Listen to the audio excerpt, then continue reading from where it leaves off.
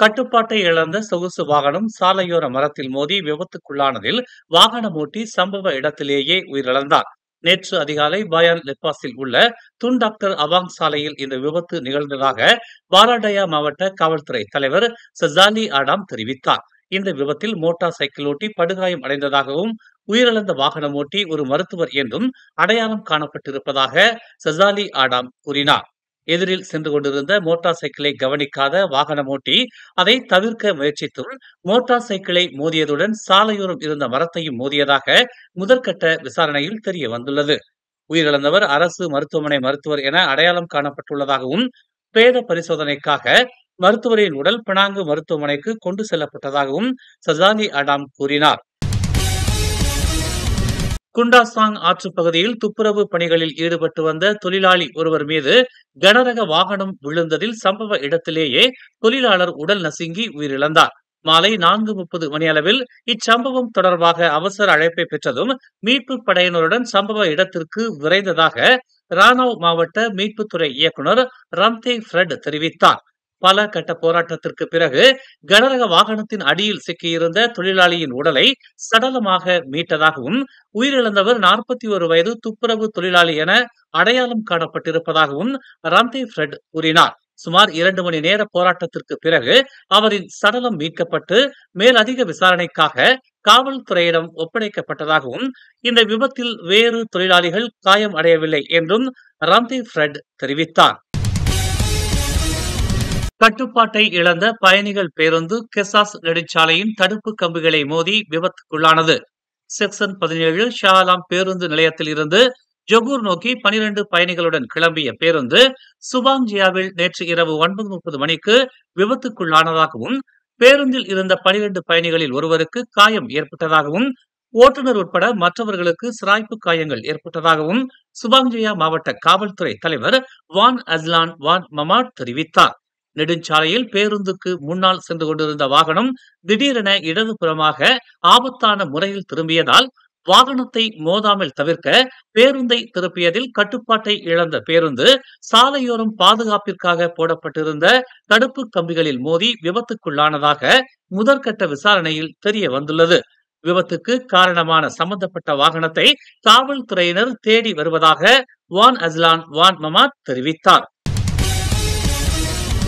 பிரதமர் Datuk Seri Anwar இப்ராஹிமை விடுப்பு எடுக்குமாறு பாஸ் கட்சி விடுத்த அழைப்பை PKR இளைஞர் பிரிவு நிராகரித்துள்ளது. இது ஆதாரம் அற்றது மற்றும் அரசியல் ரீதியாக பொறுப்பற்றது என்று தெரிவித்துள்ளது. இது போன்ற கோரிக்கை அரசாங்கத்தை அதன் கடமைகளில் இருந்து திசை திருப்பும் என்றும் நாட்டின் நிலைத்தன்மையை சீர்குலைக்கும் என்றும் PKR இளைஞர் பிரிவு உதவி தலைவர் நபில் ஹலீமி கூறினார். நிலையான நிர்வாகம் இருப்பதை உறுதி செய்ய அன்வார் தொடர்ந்து தலைமை தாங்க வேண்டும் என்றும் இது முதலீடுகளை ஈர்க்கும் மற்றும் வளர்ச்சியை ஊக்குவிக்கும் என்றும் அவர் ஒரு அறிக்கையில் தெரிவித்தார். அன்வார் தனது முன்னாள் ஆராய்ச்சி உதவியாளர் யூசுப் ராவுத்தர் தாக்கல் செய்த சிவில் வழக்கு தொடர்பான விவகாரத்தில் பாஸ் கட்சியின் தகவல் பிரிவு தலைவர் அமான் ஃபத்லி ஷாரி அன்வாரை விடுப்பு எடுக்குமாறு கருத்துரைத்திருந்தார். யூசுப் தாக்கல் செய்த சிவில் வழக்கிலிருந்து எழும் 8 சட்ட கேள்விகளை கூட்டாட்சி நீதிமன்றத்திற்கு அனுப்ப கோரிய அன்வாரின் விண்ணப்பத்தை கோலாலம்பூர் உயர்நீதிமன்றம் நேற்று தள்ளுபடி செய்தது குறிப்பிடத்தக்கது. மலாக்கா கம்போங் பெர்மாத்தாங் பாசேர் அருகே உள்ள காட்டுக்குள் பசுவை தேடிச் சென்ற 15 வயது சிறுவன் காணாமல் போனதாக புகார் அளிக்கப்பட்டுள்ளது. புதன்கிழமை மாலையில் அச்சிறுவன் வெளியே சென்றதாகவும் பின்னர் காணாமல் போனதாகவும் மீட்புத்துறை அதிகாரிகள் தெரிவித்துள்ளனர். இன்று காலை 7 மணிக்கு தேடுதல் மற்றும் மீட்பு பணி மீண்டும் தொடங்கியதாக தெரிவிக்கப்பட்டுள்ளது. பாடாங் தெமு தீயணைப்பு மற்றும் மீட்பு நிலையத்தைச் சேர்ந்த 6 பணியாளர்கள் தேடுதல் பணியில் ஈடுபட்டு வருவதாக தெரிவிக்கப்பட்டுள்ளது. தலைநகர் பங்சார் லோரோங் மாரோப்பில் உள்ள ஒரு கட்டுமான இடத்தில் நேற்று கண்டெடுக்கப்பட்ட பிரிட்டிஷ் நாட்டவர் என நம்பப்படும் ஒருவரின் உடல் இன்று பிரேத பரிசோதனை செய்யப்பட்டது. பிரேத பரிசோதனை முடிவுகள் குறித்த அதிகாரப்பூர்வ அறிக்கை நடைமுறை முடிந்ததும் வெளியிடப்படும் என்று பிரிக்ஃபீல்ட்ஸ் காவல்துறை தலைவர் ACP கு மஷாரிமான் கு மாமுட் தெரிவித்தார். உடலை அடையாளம் காண பிரிட்டிஷ் நபரின் குடும்பத்தினர் மலேசியா வந்துள்ளனர் என்று அவர் கூறினார். முந்தைய ஊடக அறிக்கைகளின்படி 25 வயதான ஜோர்டான் ஜான்சன் டைல் மே 27ஆம் தேதி வங்சார் பகுதியில் கடைசியாக காணப்பட்ட பின்னர் காணாமல் போனதாக கூறப்பட்டது. அந்த நபரின் மொபைல் போன் மூலம் அவரை தொடர்பு கொள்ள தவறிய பின்னரே அவர் காணாமல் போனதை அவரது குடும்பத்தினர் உணர்ந்தனர். மேலும் அவரது சமூக ஊடக கணக்குகளும் செயலிழந்து விட்டன. இந்நிலையில் கட்டுமான தளத்தின் கீழ்மட்ட லிப்ட் ஷாஃப்ட் பகுதியில் உடல் முகம் குப்புற கிடந்ததாகவும் அந்த நபரின் சில ஆடைகள் கலன்று கிடந்ததாகவும் தெரிகிறது. பண்டார் துன் ரசாக் நாடாளுமன்ற உறுப்பினர் டதஸ்ரீ டாக்டர் வான் அசீசா வான் இஸ்மாயில் வரவிருக்கும் ஹஜ் பெருநாள் கொண்டாட்டத்துடன் இணைந்து பலி செலுத்தும் சடங்கிற்காக 65 பசுக்களை ஒப்படைத்தார். அரசு சாரா நிறுவனங்கள், சூரா மற்றும் நாடாளுமன்ற தொகுதிக்குள் உள்ள மசூதிகளின் பிரதிநிதிகளுக்கு அவை விநியோகிக்கப்பட்டன. ஹஜ் பெருநாள் தியாகத்திற்காக பசுக்களை தாராளமாக நிதி உதவி செய்த அனைத்து தரப்பினருக்கும் டாக்டர் வான் அசீசா தனது நன்றியை தெரிவித்தார். ஏனெனில் இது ஒரு வழிபாட்டு செயல் மட்டும் அல்ல, சமூகத்திற்கு பயனளிக்கும் செயலும் கூட என்று அவர் கூறினார். பிரதமரின் அரசியல் செயலாளர் டத்தோ அஸ்மான் அபிடின் மற்றும் கோலாலம்பூர் நகராண்மை கழக ஆலோசனை குழு உறுப்பினர் ஹயாதுல் ஹமில் தெர்முடி ஆகியோரும் இந்நிகழ்வில் கலந்து கொண்டனர். உலகின் முதல் இரட்டை அறை லீட்லெஸ் பேஸ்மேக்கர் அமைப்பான அபாட் ஏவியர் டிஆரை நோயாளிகளுக்கு பொருத்தி சாதனை படைத்துள்ளதாக தேசிய இருதய நிறுவனமான IJN இன்று அறிவித்துள்ளது.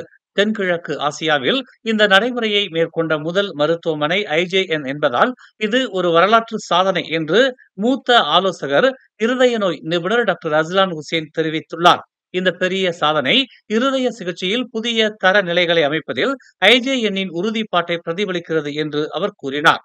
இந்த புதுமையான இரட்டை அறை லீட்லெஸ் இதய முடுக்கி நமது தற்போதைய நோயாளிகளுக்கான பராமரிப்பில் புரட்சியை ஏற்படுத்தும் என்றும், மேலும் இது குழந்தைகள் உட்பட அனைத்து தரப்பினருக்கும் பயனாக அமையும் என்றும் அவர் கூறினார்.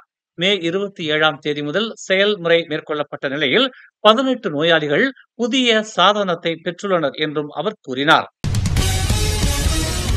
கோலாலம்பூரில் அமைந்துள்ள 274 மீட்டர் உயரமுள்ள இல்ஹாம் கோபுரத்தை மலேசிய லஞ்ச ஊழல் தடுப்பு ஆணையமான MACC கைப்பற்றியுள்ளது. கடந்த 2023 டிசம்பர் 21ஆம் தேதி இதேபோன்று பறிமுதல் செய்யப்பட்ட நடவடிக்கைக்கு பிறகு கோபுரத்தை MACC கைப்பற்றுவது இது 2வது முறையாகும். கோபுரத்தை கைப்பற்ற அரசு துணை வழக்கறிஞரிடமிருந்து இன்று அங்கீகாரம் பெற்றதாக MACC ஒரு அறிக்கையில் தெரிவித்துள்ளது. மறைந்த முன்னாள் நிதி அமைச்சர் டைம் ஜைனுடீன் மற்றும் அவரது குடும்பத்தினருக்கு சொந்தமான இந்த கோபுரம் 2 ஆண்டுகளுக்கு முன்பு MACC சட்டத்தின் பிரிவு 38(1) கீழ் கைப்பற்றப்பட்டது. இது அசையா சொத்துக்களை பறிமுதல் செய்வது தொடர்பானது. விசாரணைகள் நிலுவையில் உள்ள 18 மாதங்கள் வரை கோபுரத்தை கைப்பற்றலாம் என்று ஊழல் தடுப்பு நிறுவனம் முன்பு கூறியது. இந்நிலையில் இன்றைய பறிமுதல் பண மோசடி, பயங்கரவாத எதிர்ப்பு நிதி மற்றும் சட்டவிரோத நடவடிக்கைகளின் வருவாய் சட்டம் 2001 பிரிவு 51(1) கீழ் மேற்கொள்ளப்பட்டதாக MACC தெரிவித்துள்ளது. மேலும் செய்திகளை தெரிந்து கொள்ள தமிழ் மலர் நாளிதழை பாருங்கள். உடனுக்குடன் செய்திகளை தெரிந்து கொள்ள தமிழ் மலர் இணையதளம், தமிழ் மலர் செயலி மற்றும் மலர் டிவி யூடியூப் சேனலை வலம் வாருங்கள். எங்களோடு இணைந்திருக்க மலர் டிவியை பதிவு செய்து கொள்ளுங்கள். உறவுகள் மகிழ்ந்திட விருப்பம் மற்றும் பகிர்வு சேவையை சொடுக்கிடுங்கள்.